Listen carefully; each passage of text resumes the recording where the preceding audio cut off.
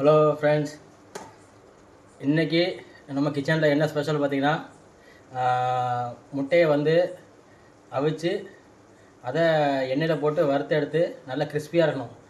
அதில் வந்து வறுக்கும் போதே நீங்கள் வந்து எண்ணெயில் போட்டு ஃப்ரை பண்ணும்போது மஞ்சள் பொடி, வத்தப்பொடி, கொஞ்சம் உப்பு போட்டு நல்லா ஃப்ரை பண்ணிடுங்க.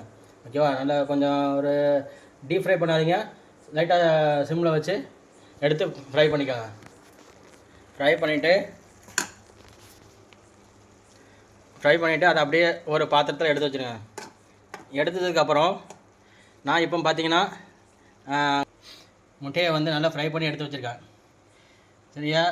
இப்போ இதில் எத்தனை முட்டைன்னு பார்த்தீங்கன்னா 4 முட்டையை ஃப்ரை பண்ணி நல்லா பதத்துக்கு வந்ததுக்கப்புறம் எடுத்து 3 பீஸாக வெட்டி வச்சுருக்கேன். இப்போது நம்ம என்னெல்லாம் வச்சுருக்கோன்னா 4 முட்டைக்கு 2 வெங்காயம், 3 தக்காளி. ஏன்னா புளிப்பு கொஞ்சம் அதிகமாக இருந்தால் தான் அந்த கிரேவிக்கு நல்லாயிருக்கும். எடுத்து நம்ம ஃபஸ்ட்டு வந்து வெங்காயத்தை எண்ணெயில் போட்டு நல்லா வதக்கி கோல்டன் கலர் வரணும். லைட்டாக சிம்மில் வச்சு வதக்கினப்புறம் நீங்கள் வந்து இஞ்சி பூண்டு பேஸ்ட்டு அது ஒரு ஸ்பூன் போட்டுக்கோங்க. 1 ஸ்பூன் போட்டதுக்கப்புறம் அந்த இஞ்சி பூண்டு வாடெல்லாம் போனதுக்கப்புறம் நீங்கள் தக்காளி ஆட் பண்ணிடுங்க. தக்காளி சேர்த்ததுக்கப்புறம் கொஞ்சோண்டு தண்ணி ஆட் பண்ணி லைட்டாக சிம்மில் வச்சுக்கோங்க. சிம்மில் வச்சதுக்கப்புறம் அதில் வந்து தக்காளியிலேருந்து வந்து ஜூஸினஸ் அது எல்லாம் தண்ணியெலாம் கலந்து ஒரு கிரேவி கண்டென்ட்டில் வந்ததுக்கப்புறம் நீங்கள் தனியாக இது ஆட் பண்ணிக்கோங்க.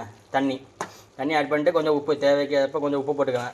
ஏன்னா நம்ம முட்டையில் வந்து ஃப்ரை பண்ணும்போது நம்ம கொஞ்சம் அதில் உப்பு போட்டிருக்கோம். ஸோ அதை நல்லா பார்த்துட்டு இதில் தேவைக்கு ஏற்ற மாதிரி நீங்கள் உப்பு மட்டும் போட்டு இந்த கண்டென்ஸுக்கு அப்படியே கிரேவி மாதிரி வச்சுருங்க. வச்சதுக்கப்புறம் நம்ம இதில் வெட்டி வச்சிருக்க முட்டையை ஆட் பண்ண போகிறோம். சொல்லு, என்ன ஆட் பண்ண போகிறோம்? வெட்டி வச்சிருக்க முட்டையை எங்க அப்பா மாதிரி கருகு விட்டுறாதீங்க. ஃபுல்லா வெங்காயத்தை கருகு விட்டாச்சு.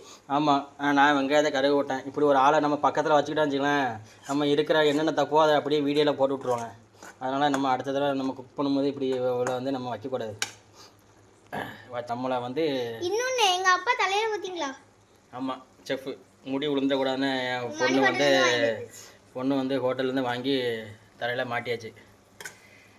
இப்போ நம்ம முட்டையை போடுறது தான், கீழே போட்டுறாத முட்டையை. போடு முட்டையை ஃபஸ்ட்டு சிம்மில் வை. வச்சாச்சு. இப்போ முட்டையை வந்து ஒவ்வொன்றா கையில் எடுத்து போடு. பார்த்து போடு, கையை சுட்டுறாத. போடு. ரொம்ப நினைக்கிறேன்.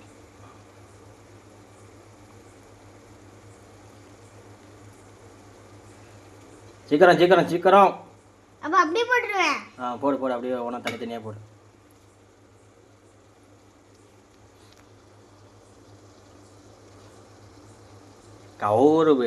கவுத்துட்டு வை. நவுலு. இப்போ அப்படி இப்படி ஒரு பரட்டு, இப்படி ஒரு பரட்டு, 10 நாப்பில் பரட்டிங்க. கொஞ்சம் பிடிக்கியா?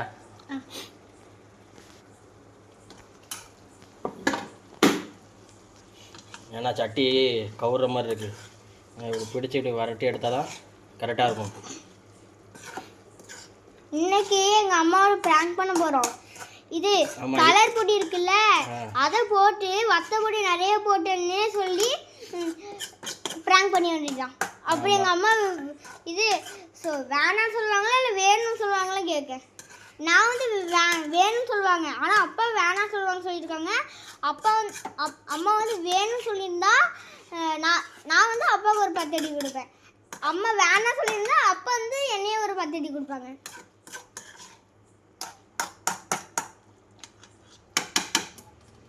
கலர் பார்த்தா கண்டுபிடிச்சிருவாங்கன்னு நினைக்கிறேன். ஆமாம், கலர் சரியான ரெட்டிஸாக இருக்குது. ஆமாம், இப்போ உங்களுக்கு வந்து இந்த லைட் வெளிச்சதெல்லாம் உங்களுக்கு கலர் சரியாக தெரிய மாட்டேங்குது. தெரியாது. ஏன்னா நாங்கள் வந்து கொஞ்சோண்டு கலர் பொடி ஆட் பண்ணியிருக்கோம். அதனால் கொஞ்சம் ரிச்னஸ் தெரியறதுக்காக ஆட் பண்ணியிருக்கேன். ஆனால் மோஸ்ட்லி நான் வீட்டில் யூஸ் பண்ண மாட்டேன். இன்றைக்கி வந்து அவளை சில்லி பவுடர் அதிகமாக ஆகிட்டுன்னு சொல்லி ஒரு ப்ராங்க் பண்ண போகிறோம். அவள் என்ன பண்ணுறான்னு பார்ப்போம். ஏன்னா அவள் வந்து வெளியில் இருக்கா, பசியில் வருவா.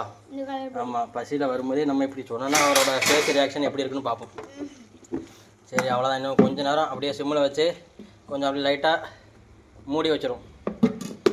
மூடி வச்சிட்டோன்னா நம்ம டிஷ்ஷு அவ்வளோதான். ஓகே, மூடி வைங்க, இல்லைன்னா மூடி வைக்காம இருங்க. ஆனால் அதுக்கப்புறம் இந்த ஸ்டேஜில் இருக்கும்போது நீங்கள் வந்து கொத்தமல்லியை லைட்டாக வெட்டி போட்டுருங்கண்ணா. ஏன்னா நான் வீட்டில் கொத்தமல்லி இல்லை, நம்ம ஒரு அவசரத்தில் பண்ணுறதுனால வீட்டில் இல்லாமல் போச்சு. இருந்தால் கொத்தமல்லி போட்டால் கொஞ்சம் உங்களுக்கு இந்த ஸ்மெல் நல்லாயிருக்கும். அப்ப தேவையான அளவு தண்ணி, 1 கிளாஸ் தண்ணி. தண்ணியெல்லாம் ஊற்ற வேண்டாம், கிரேவி தான் வைக்க போகிறோம். நம்ம குழம்பு வைக்கல, குழம்புக்கு தான் இந்த ஸ்டேஜில் வந்து தண்ணி ஊற்றுவாங்க. சரியா? இது நம்ம கிரேவி வைக்கிறோம்னா நம்ம தண்ணி ஊற்ற தேவையில்லை. நான் லைட்டாக ஒரு இது கொத்தமல்லி போட்டுருங்க. போட்டு சிலவங்களுக்கு வந்து பெப்பர் ஆட் பண்ணுவாங்க. இந்த ஸ்டேஜில் வந்து பெப்பர் அப்படி மேலே தூவி விட்டாலும் நல்லா தான் இருக்கும். ஆனால் கொஞ்சம் உரைப்பு அதிகமாக இருக்கக்கூடாதனால நான் யூஸ் பண்ணல. நீங்கள் உங்களுக்கு தேவைன்னா நீங்கள் யூஸ் பண்ணிக்கோங்க. ஓகேவா? சரி, அப்போ அவ்வளோதான், டிஷ்ஷு முடிஞ்சுது. என்ன முடிச்சிருமா? க்ளோஸ் பண்ணுமா? என்ன பாய். என்ன பாய்? எல்லாத்தையும் வீட்டில் போய் சாப்பிட சொல்லு. நேரத்துக்கு வீட்டில் சாப்பிடுங்க, லேட்டாக சாப்பிடாதீங்க. தூங்கிடுங்க. நீ ஃபஸ்ட்டு தூங்கு. நீ சொல்கிறவ வந்து ராத்திரி 12:30 1 மணிக்கு தூங்குவா. இவ வந்து டைமிங் சொல்கிறா தூங்குறதுக்கு. நீங்கள் எப்போ தூங்குறீங்கன்னு உங்களுக்கு தெரியாமல் ஒரு வீடியோ எடுத்தால் தான் செட் ஆகும். அப்போ தான் வீட்டில் எந்தெந்த குழந்தைங்க எத்தனை மணிக்கு தூங்குறாங்கன்னு தெரியும். சரி ஃப்ரெண்ட்ஸ், நாங்கள் இப்போ இது ரெடி ஆகிட்டு நான் இப்போ ஆஃப் பண்ணிவிட்டு கொஞ்சம் கழிச்சு அப்படியே சாப்பிட வேண்டியதான். Okay, bye bye.